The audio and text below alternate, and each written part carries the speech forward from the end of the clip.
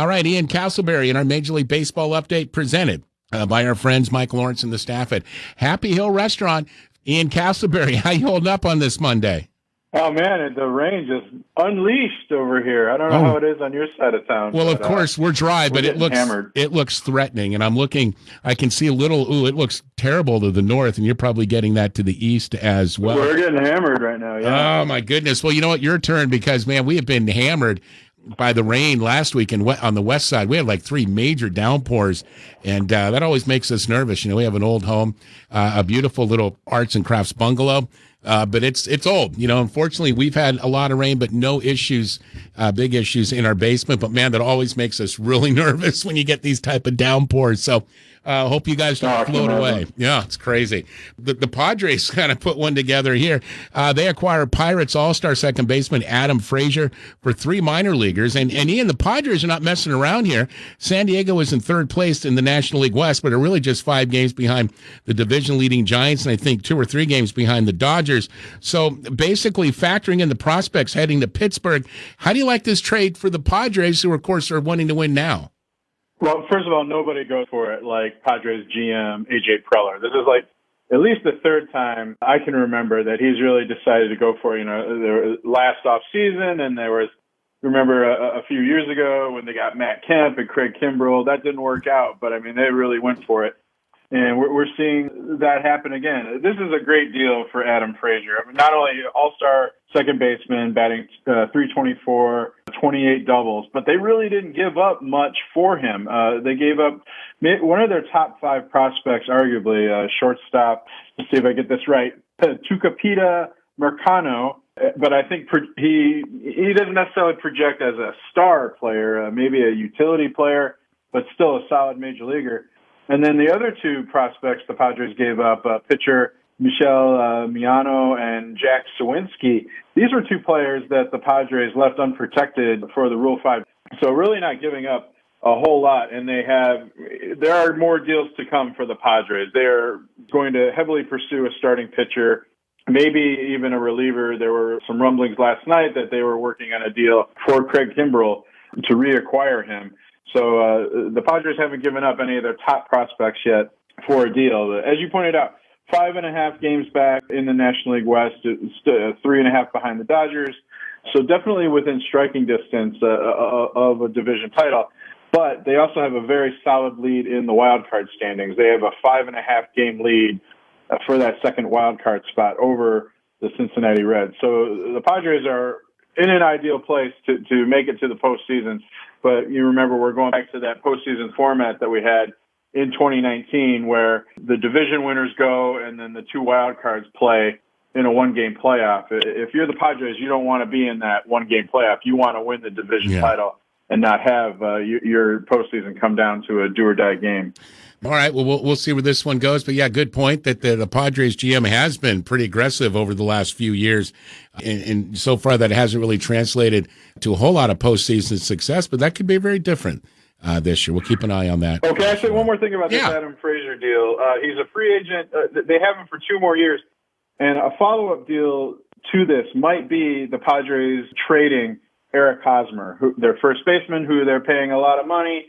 He's under contract for 4 more years, but with Adam Frazier now, they can move him either to the outfield or they can play him at second base. If they play him at second base, they're probably going to move Jake Cronenworth, their great second-year player, over to first base, and Eric Hosmer might be expendable here. Ooh, again, keep an eye out on that. That's why we got Ian Castleberry playing with us. Of course, he writes for thecomeback.com, also awfulannouncing.com, and like both on Facebook. And, of course, great to have Ian on the radio here in Asheville, presented by Happy Hill Restaurant, and joining us via the D.C. Creasman Jewelers Wise Lines. All right, Max Scherzer scratched from Saturday's start for the Nationals due to an issue with his right triceps. And Ian, the Nats can ill afford to lose Scherzer for any amount of time. Any concern here, and how long is he on the IL for, if he is? I think there is some concern. They scratched him from Saturday's start, but an MRI exam revealed no structural damage. Apparently, it's inflammation that needs to go down. But, you know, the Nats are in a spot now. They're 8 games back in the National League East. They're 11 games back in the wild card. I think the Nationals might be more concerned as to whether or not Scherzer is healthy enough to be a major trade chip here at the trade deadline on Friday. And we talked about the Padres looking for a starting pitcher. The Dodgers are also pursuing a starting pitcher. Which of those teams gets a player like Max Scherzer or maybe Jose Barrios from the Twins? That could end up deciding, I'm overlooking the Giants a little bit here, of course, but which between the Dodgers and the Padres get Max Scherzer could end up deciding that National League West race. Wow. Yeah, man. And we got the trade deadline coming in on Friday. I'm not seeing a whole lot of big names out there, Ian. What are you seeing? No, it's more of a question of, there could be some big names if the Cubs decide to hold a fire sale, with Chris Bryant and Anthony Rizzo, Javier Baez. But, the two names to look at, again, Jose Barrios, Max Scherzer among starting pitchers, Craig Kimbrell for any team that needs a closer. So there are some big names available, but I also think, enough teams are still in the race that they may not decide to sell off pieces at the trade deadline. But I think the Washington Nationals are right there. Again, 8 games back, Scherzer's hurt. Steven Strasburg had a setback in his recovery within his neck. The Cubs have fallen out in the NL Central. So I think you are going to see some teams selling off, that have fallen below expectations. Ian Castleberry with the Wise Guys, presented, of course, by Happy Hill Restaurant and joining us via the D.C. Creasman Jewelers Wise Lines. All right, Ian, so starting next year, Cleveland will be known as the Guardians. I haven't even talked about this with Kathleen yet because she's a Cleveland girl, but Ian, the name derives from apparently an attitude more than anything else. Perhaps Clevelanders who defend their city among criticism or have a loyalty to the city, protesting the city guardians. They're there. They're protest. They handle it. They come right back. We're loyal to the city.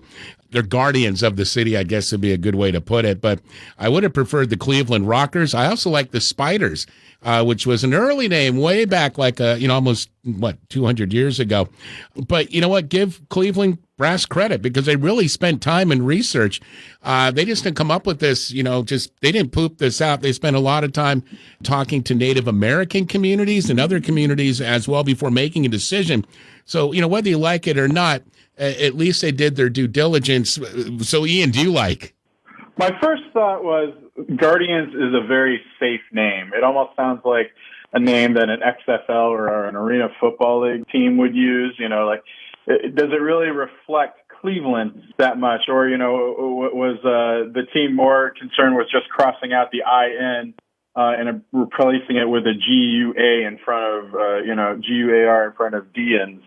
But in doing research, as you pointed out, there is some regional information relating to this name. There's the Hope Memorial Bridge in Cleveland across the Cuyahoga River. They have these Art Deco statues on the bridge, which are called, the Guardians of Traffic.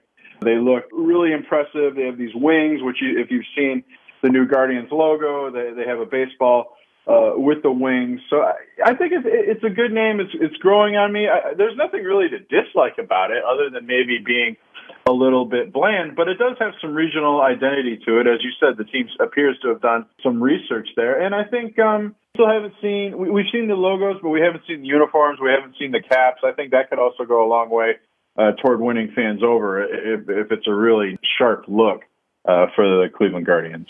Yeah, man. What's the fan reaction to it? Have you heard any feedback on that? It's mixed. Some people, a lot of people did like Spiders, as you point out. I think that was, a distinct name with some history behind it.